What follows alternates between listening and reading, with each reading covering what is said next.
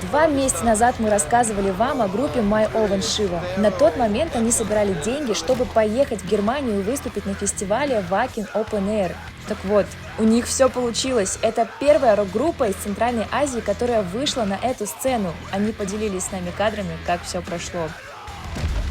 Очень волнуюсь, переживаю, в голове прокручиваю слова, чувствуется ответственность. Мертв тот музыкант внутри, который не волнуется перед выступлением. Я пока еще не понял.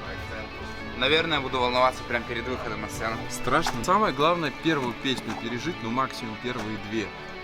И потом, да, все, как в своей тарелке.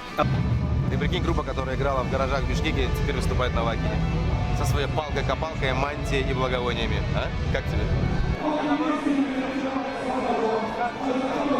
А как?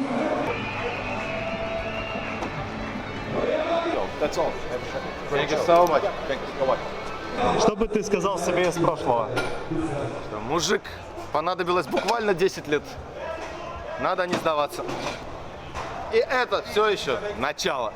Давай.